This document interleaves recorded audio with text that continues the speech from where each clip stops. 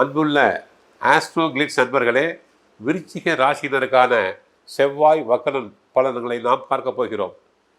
தை மாதம் 5ஆம் தேதி, அதாவது ஜனவரி 18ஆம் தேதி செவ்வாய் பகவான் மிதுன ராசிக்கு செல்கிறார். இதுவரை கடக ராசியில் நீச்சமடைந்தவர் மிதுன ராசிக்கு சென்று வக்கரம் அடைகிறார். அங்கு ஒரு வக்கர இயக்கத்தில் இருக்கிறார். உங்கள் ராசிக்கும் 6ஆம் இடத்துக்கு அதிபதியானவர் செவ்வாய். எனவே அவர் வக்கரம் பெற்று சஞ்சரிக்கும் போது நல்ல பலன்கள் உங்களுக்கு நடைபெறும். குறுக்கீடு சக்திகள் வந்தாலும் அதை சமாளித்து விடுவீர்கள். உத்தியோகத்தில் கூடுதல் கவனம் தேவை. உயர் அதிகாரிகளை அனுசரித்து செல்வது நல்லது. பல முறை ஏற்பாடு செய்தும் முடிவடையாத சொத்து பிரச்சனைகள் இப்பொழுது சுமூகமாக முடியும்.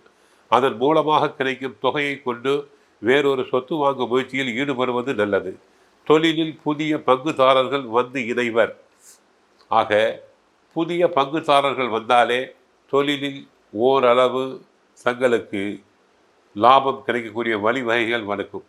பங்குதாரர்கள் நல்ல யோசனைகளை, தொழிலை எப்படி பெருக்கலாம், எப்படி செய்யலாம் என்று தங்களுக்கு அறிவுரைகளை கூறுவர். ஆக 6ஆம் இடத்துக்கு அதிபதியான செவ்வாய் அவர் வக்கரம் பெறும்போது நல்ல பலன்கள் தான் உண்டாகும்.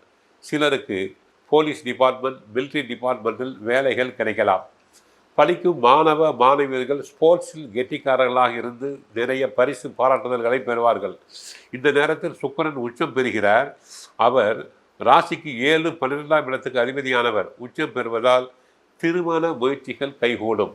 இதுவரை தடங்கலான காரியங்கள் தாராளமாக நல்லபடியாக முடியும். திருமண முயற்சிகள் முடிவு வரும். வெளிவட்டார தொடர்பு விரிவடையும். வீட்டுக்கு தேவையான விலை உயர்ந்த பொருட்களை வாங்கி மகிழ்வீர். விலை உயர்ந்த ஆபரணங்கள் வாங்குவீர். வாழ்க்கை துணைக்கு படித்து முடித்து வேலை இல்லையே என்ற கவலை நீங்கும். வேலை தானாக தேடி வரும். போட்டி தேர்வுகளில் எழுதினால் நன்று வேலை கிடைக்கும். தற்போது குடும்பத்தில் ஒற்றுமை பலப்படும்.